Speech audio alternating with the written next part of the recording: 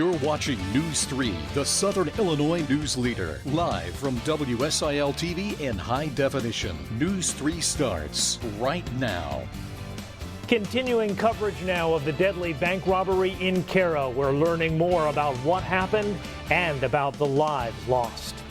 Good evening. It's been a tense 24 hours in Cario after an armed man tried to rob the First National Bank. 2 workers were stabbed to death, a third critically wounded. State police identified those victims this afternoon. Nita Smith of Wickliffe, Kentucky, and Anita Grace of Olive Branch. Both were 52. After a manhunt, a chase, and a standoff last night, police arrested the suspect. He's identified as 29-year-old James Watts of Cairo. We have team coverage tonight from News 3's Sam Jones and Stephanie Tierpak. We begin with Stephanie, who has a closer look at the timeline of just what happened. A high-speed chase topping 100 miles per hour through the city of Cairo came to a standoff Thursday night on this railroad bridge over the Ohio River. The suspect on the tracks was 29-year-old James Nathaniel Watts. He's a Cairo resident with a history of forgery and child sex abuse who was released from Menard Prison just 2 weeks ago. So far, his only new charge is for a felon in possession of a firearm. But on Thursday evening around 5:15, 3 female employees were stopped as they were leaving First National Bank. An FBI agent's testimony explains Watts forced them back inside in an attempted robbery. He wasn't able to get money, but police say 2 of the employees were fatally stabbed and a third critically injured. He was seen leaving with the victim's purse and her SUV. At 6:55, police spotted that same vehicle with Watts at the wheel. He tried to speed away before hiding out on the railroad trestle. Around 9 p.m., the standoff finally came to an end, with the FBI taking Watts into custody along with a pistol that he was carrying. In Cairo, Stephanie Tierpak, News 3. Police have not released the name of the bank worker who survived the attack. She's identified only as a 23-year-old woman. She remains in the hospital in critical condition. Meanwhile, friends and family are mourning the 2 women killed, along with people throughout the Cairo community. News 3's Sam Jones has more on the victims. We're here outside the bank, which, as you can see by this yellow tape, is still a crime scene.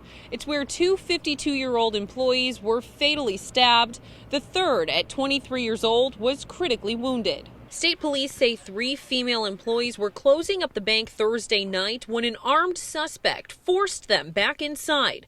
They were found inside a break room. One of them, Nita Smith, was a new grandmother. We're all just in shock right now. We just can't believe it. We can't believe something like that has happened.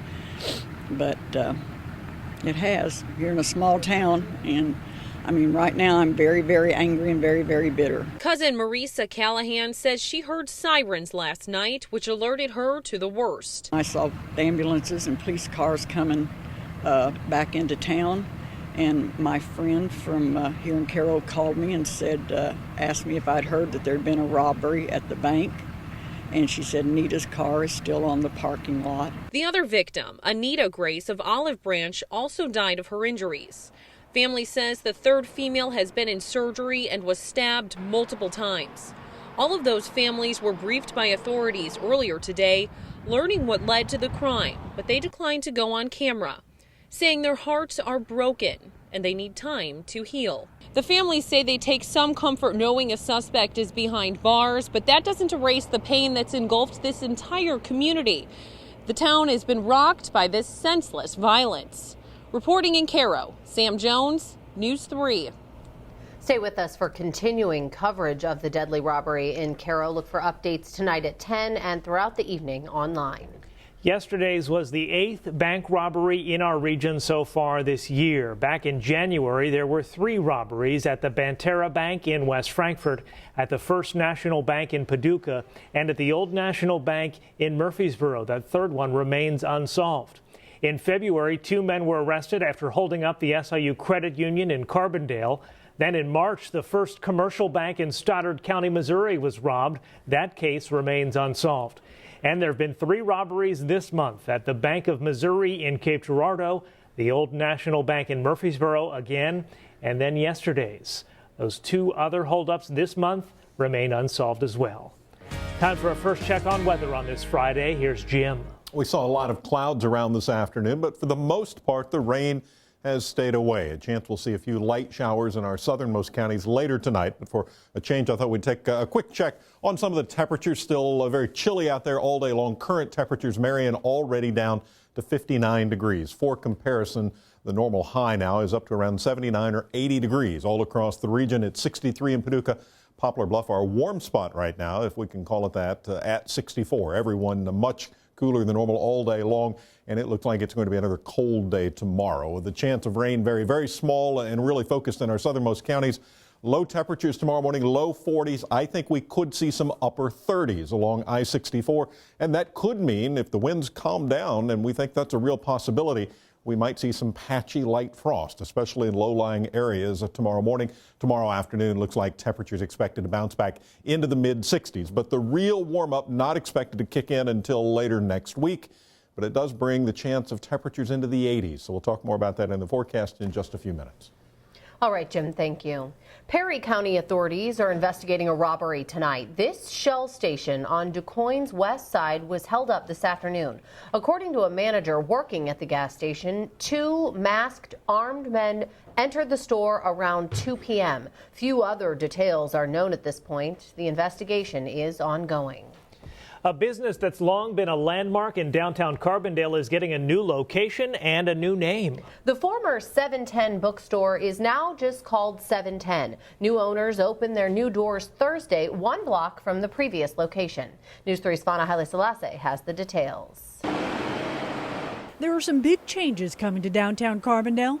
While some aren't so noticeable, others are hard to miss. Like the fact that the iconic 710 bookstore now sits vacant, awaiting demolition. But out with the old and in with the new. This movement is great. There's a lot of movement downtown right now, and 710 is moving from their former location to this new location under new local ownership. This is the textbook section. We have it set up now for summer school. Former 710 General Manager Randy Johnson entered into a partnership venture to take over the shop and reopen it just 1 block away. And 710's been a part of the Carbondale business community for over 50 years. We just kept trying to find scenarios where we could keep it going. The store has much of the same apparel as before, but not everything. The new space is only about 1/4 the size of the old store, so the owners are expanding in other ways. Working with a company that allows us to carry stuff through online bases that wouldn't necessarily have to be physically in the store, but it's going to really expand customers' access to stuff. And new plans for the former 710 building could mean more business for everyone in the downtown area. The city's in the final stages of a deal to redevelop the old building into a multi-use structure, housing new stores and apartments. It's something Megan Cole with the Carbondale Main Street has been waiting to see. Carbondale Main Street is really excited about all the changes coming to downtown Carbondale. We're really excited to see a lot of plans that have been in the works for a long time come to fruition. In Carbondale, Fana Haile Selassie, News 3. Demolition of the old 710 bookstore is expected to happen next month. Crews could start work on the redevelopment project as early as July. There's a new deal to try and save the SIU student newspaper. Managers at the Daily Egyptian say the paper doesn't have the money to continue.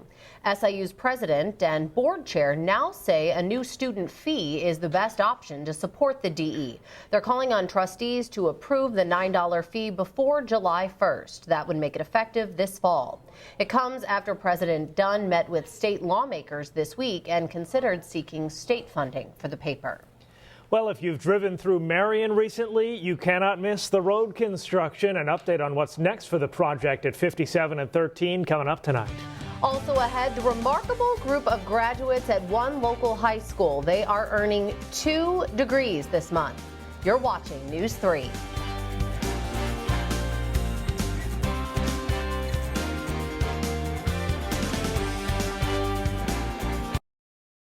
For breaking news and weather anytime, News 3 is always on at WSILTV.com, on your mobile device and social media.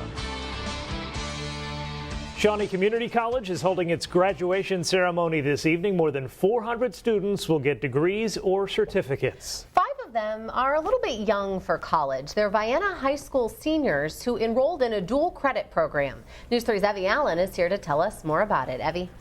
Emily, the 5 students will be leaving high school with an associate degree on top of their diploma. That's not something you hear about every day, but it's not new for Vienna. Last year, 4 of their students earned their college degrees. Friday, the last day of classes for these Vienna High School seniors. I kind of realized the other night, like, I'll never be back here. Like, just going out in the real world after this, it's a little bit scary, to tell the truth. With their high school graduation still a week away, 5 very bright students will be walking in another ceremony Friday night as they graduate from Shawnee Community College. It's very real. I don't know, it's very exciting. The opportunity is made possible by a partnership between the school and the college. The dual credit and escrow programs allow kids to earn high school and college credit hours at the same time. It's definitely different. I never imagined that I'd have my associate before I graduated high school. The program is free for students and starts in their sophomore year. The schedule begins with summer classes, a challenging experience for Lucas Wright and Asia Mercer. That was kind of an eye-opening experience, knowing that just having school all year round. But it was a little challenging, but in the end it was completely worth it. All 5 students will walk away with an associate's degree and ready to go to a university. Curriculum Director Joshua Stafford says this type of achievement shows hard work and partnerships lead to great success. We want our graduates to know certainly that we're proud of them, but more importantly than that they have the capacity to accomplish anything that they are willing to work hard for. And just like their mascot, it's time for these Eagles to soar. It's a great program, and the school's done a great job with setting us up for our future. Vienna High School will hold its graduation next Friday. This is the most students they've had graduate from the dual enrollment program. Live in the newsroom, Evie Allen, News 3. To weather, another chilly spring day, but we did see some glimpses of sunshine. What's in store as we head into the weekend? Jim's forecast next.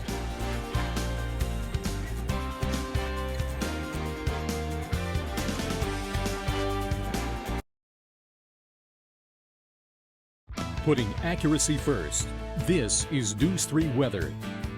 There were just a few little light showers scattered around the region today. Most of what I saw during the daylight hours was near Wayne County, a little bit in Jefferson County. It looks like we might even see a little more activity move in there.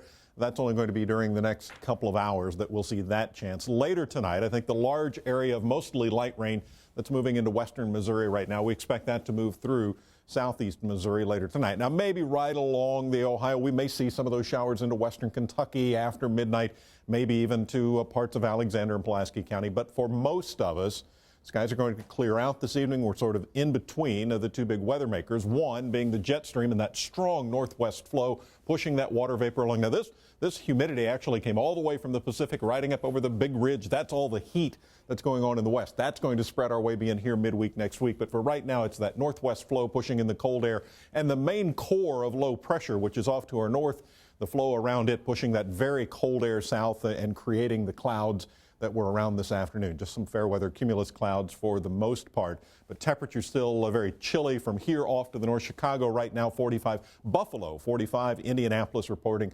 49 degrees, but the heat is building in the west. Amarillo now up to 85 degrees. We did see the few clouds around this afternoon. We'll take a quick check. You can see them build in. Just about the time they're starting to clear, we can see more clouds moving in from the west. Most of that, again, that strong northwest flow. It looks like for the most part it's going to be our southernmost counties, but I think we'll see a few clouds around tonight, some clearing, and it is going to lead to another very cold night. Temperatures this morning, 42 degrees our low, the record 37. So we were close but not quite there. A high temperature only 59. I looked, the record low for us for tomorrow is 41 in the morning. I think some of us could break that record. We'll just have to wait and see how the clouds clear later on tonight. All across the region, our WeatherNet sites, lows in the low 40s. And highs stayed in the 50s for everyone. Goreville, the warmest spot at 59. It is 59 in Harrisburg right now, but that dew point of 36, a sign it is going to be a chilly night.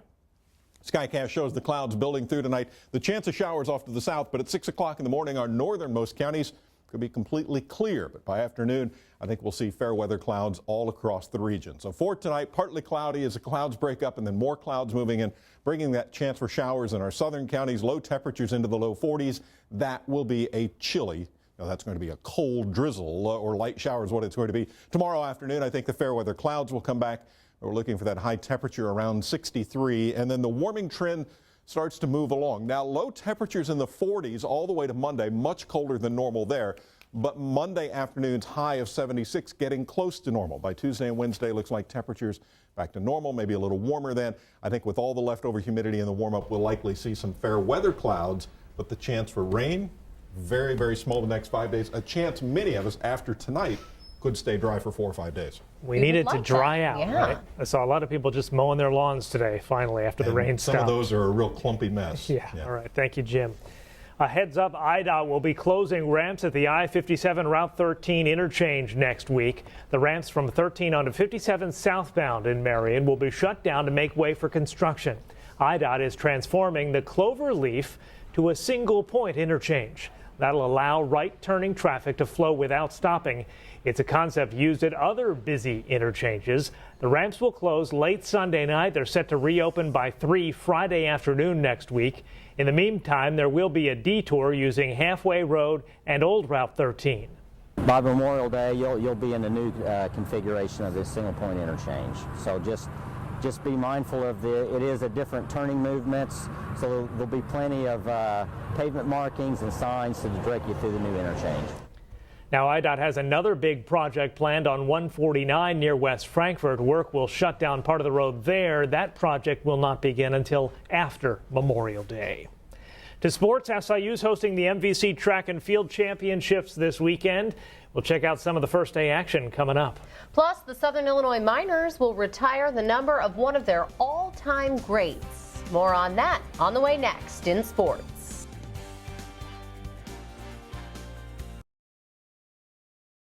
This is News 3 Sports in HD.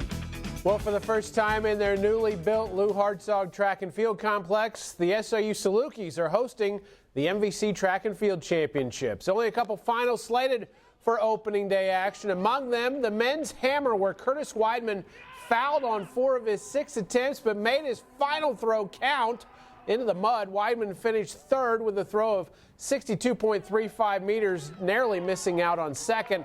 Illinois State's Akil Mills won the hammer throw with 63.4 meters. Saluki decathlete Dean Jordan surprised the field on day 1 and currently sits in second after 5 events of the decathlon. And in the women's pole vault, freshman Katie Trupp and Caitlin Harding are leading the way for the Salukis as they cleared their early attempts. We'll have an update on day 1 for you coming up tonight on News 3 at 10. Well, it's opening night for the Southern Illinois Miners, who are in Joliet to take on the Slammers. Of the 23 active players for Mike Pinto to start the season, only 3 played for the Miners last year. The team announced today it will honor one of its all-time greats, retiring slugger Joey Metropolis' number 31. Metropolis is the Miners' all-time leader in career homers, runs batted in, hits, extra base hits, and doubles. Metropolis' number will be retired in a ceremony Saturday, July 5th, before the game with Rockford. Chicago Cubs pitcher Jeff Samardzija may need to resort to litigation and sue his teammates for lack of support. Samardzija entered the day 0-3, but had an earned run average of less than a run and a half. In fact, the Elias Sports Bureau says he is the first major league pitcher to allow 3 or fewer runs in 11 straight starts without a win to show for it. Samardzija and the Cubs welcome first place Milwaukee, and in the first, his defense let him down. Starlin Castro throws it away. That allowed a run to score 2-0 Brewers after 1. Then in the second, it's Gene Segura back up the middle, a 2-run single. It was 4-0 Milwaukee, so that 11-game streak history. Cubs tried to get him off the hook. Darwin Barney with a 2-run homer in the second. That cut it to 4-2.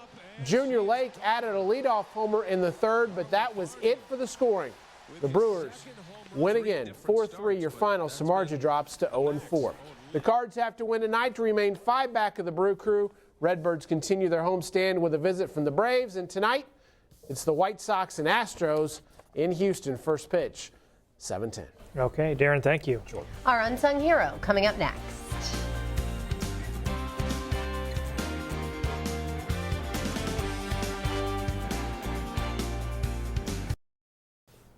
El Dorado is losing a fixture in the community.